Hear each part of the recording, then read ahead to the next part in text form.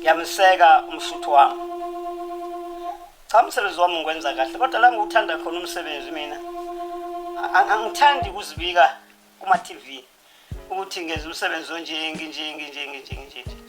Ngoba isikhathi esikhulu ngazi ukuthi uma usizakala lapho kufanele utshele omunye ukuthi ngasizakala abese yeza. Angithandi ukumema kuma TV. Ngazi ukuthi uma usebenza womunye oshoyo ukuthi mina ngasizakala kabani. Hambe kabani. Kuba njalo ke kwami ngihleli kwami ufika umuntu ezocela usizo. Omunye asho ukuthi ngatshela ubani, omunye angasho. Ngikujabulele nje kona lokho. Owami umsebenzi kuhamba kanjalo. Owami ke lo. Makhosi ake ngizwe lapha. Sike sabona masingena lapha sabona ugqokile amajazi mhlawumbe uMakhosi uphinde wa-eda yini ulwazi noma uphinde wa esikoleni. Eda ulwazi. Isikuliva nje ngiyishaya kahle kakhulu. Ukuthi uzohlala isikhathi esingaka uma usadlimit yami. Oh, isignothi. Ngiyakwazi ukuyenza le.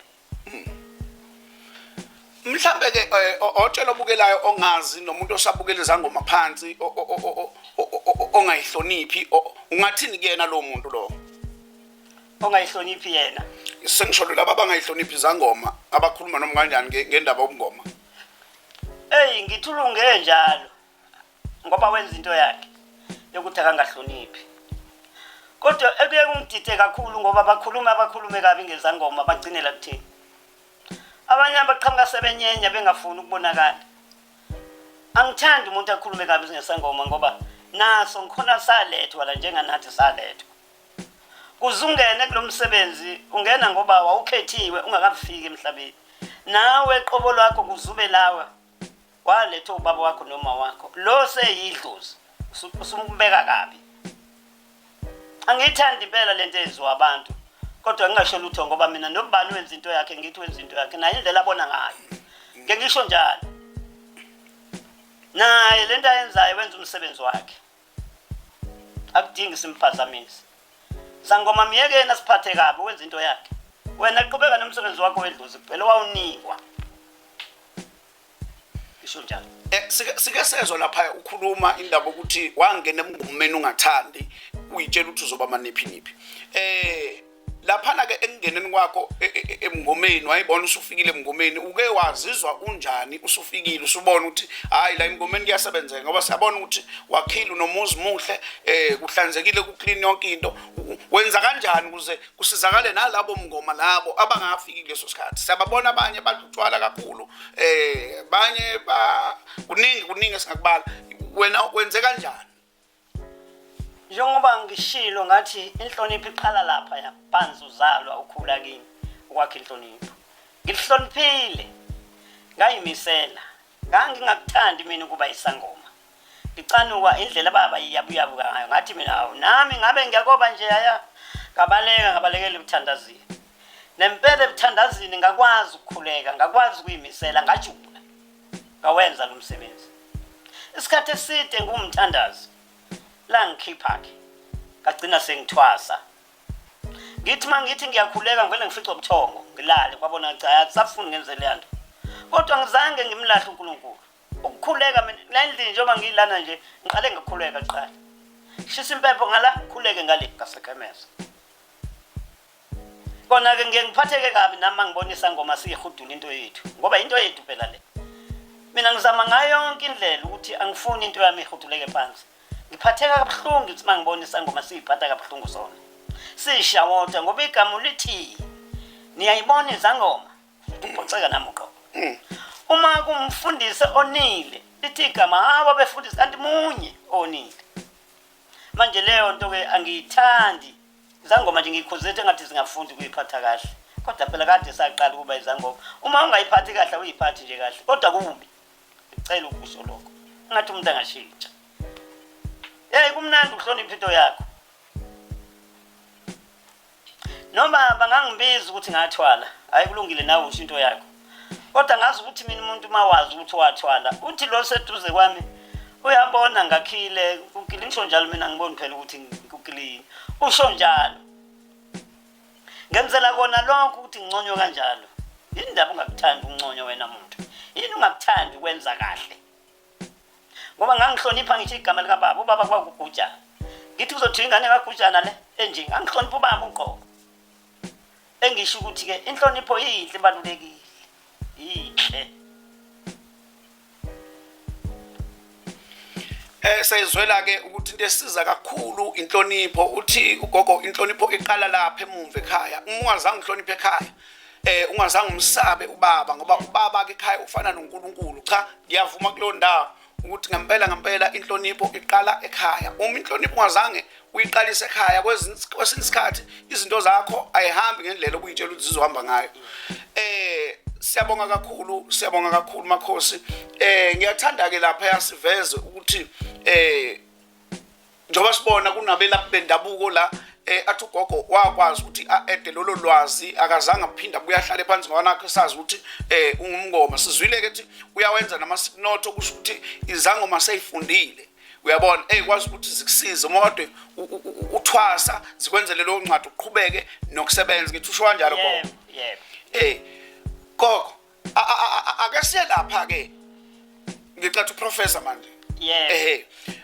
Professor ake siye lapha ya. Uke waba nalolu zwelo lokwakhela abantu imizi. Mhlambe ubuwakhela umuntu kanjani, noma wakhela umuntu ngoba usukumazi esondelene kakhulu nawe? Mhlambe nje uma ungasicacisela kulo ndawo, ngoba abanye sibonile ukuthi uyabasiza nje lonke uhlobo labantu. Onjani? Oxakekile. Ombonayo nawe ukuthi uxakekile, nami ngiyambona uxakekile. Njoba ngisho ukuthi angithandi ukubona umuntu exakekile, kungiphatha kabuhlungu. Ngiye ngikuthathe lokhu ngithi mina mhlawumbe uNkulunkulu wayenginika lo msebenzi kungoba wayefuna ngisiza abantu abaxakekile. Mhlambe uma ngingasamsizi uNkulunkulu uzongisola nedlozi lami lizolwa nami. Futhi ngiyazuza ngalokho kakhulu. Uma ku December nje ngiye ngithi abantu abeze bazobhalisa ukudla la. Bafika inyakanyaka njengoba ubona umphakathi ungaka. Ngi-order ukudla ka 96,000. Ngizobabela la egcekeni. Ngoba ngazi noba lesiphiwo sami ngasiphiwa kwangiphelwa konke ngisiza abantu. Hayi ngoba ngikhetha umuntu oxakekileke lapho. Ngipha nje umphakathi.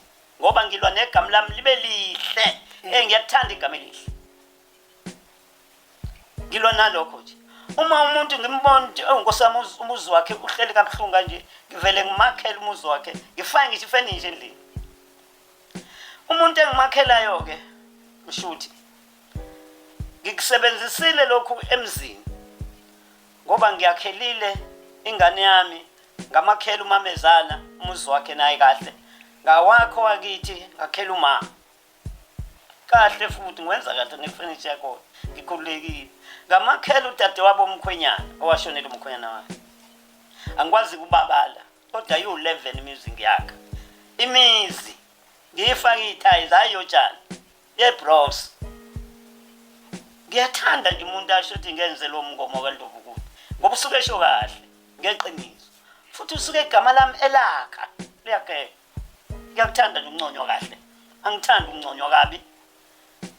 Kuthi wabuka isangoma sakaNdlovu sinjani sinje, awuncomi kahle mama njalo. Ngifuna unconyo kahle ukuthi nje athi umuntu nje engasizwe isangoma sakaNdlovu. Ngiyabonga. Uthi uprofessor laphana wakhela umuntu osuke exakekile, nawe umbone ukuthi lo muntu uxakekile. Yebo. Akagcinike lapho. Imizi ayibalayo uthi angekwazi ukuyibala yonke ayiqede, kodwa uyakha bese faka ifurniture. Wakwambona makhosi njalo. Kukhona igama alishilo. Wakhuluma indaba yokuba makhosi. Mbejana sesivala. Ngingakujabulela ukuthi ube namagama ozowasho bese siyavala. Kulona lo ukuze akukhuthalele ukuphila kwakhe ukuthi kubaluleke ngani. Yebo. Ngiyabonga ushuthi mawusho kanjalo. Elami nje igama eliphambili kakhulu elokubonga, elokuthanda izinto ezinhle. Elokuthanda umuntu engaxakekile, angithandi umuntu oxakekile. Ngoba ngiyazi na uxakeke nje akathandi. Ngifisa ukuhlebuka into engiyiyona ngimhlephulele kuze naye engaxakeki. kodwa engikushoyo nifite ngivalelisa ngakho elokuthi ngiyabonga ngiyawuthanda imizi yami ngiyayithanda engilishoyo nje ningisize bantanami ngingafici la umuzi wami ungcolile fica umuzi wami wenile ngiyabatshela nabangisiza ngaphakathi ngithi kungathi mase ngihambile ngoba nasimali angisezoyithola bese ningezoclean umuzi wami laba abangisizayo namanje ngisaphinda ngiyalisho futhi ngoba wazi ukuthi mase singali sifike senze njani sikwazi kanjani ukupha umuntu into awungazi ngokuphansi awuclean umuzi wami ucente ungeni awuthanda umzweni ngithi wakholwa ukuthi ngiyawubona nani. Hayi siyabonga kakhulu babukeli niphinde futhi nilangazelele ngokuzayo kodwa ngiyalithanda leli gama elisho makhosi uthi akame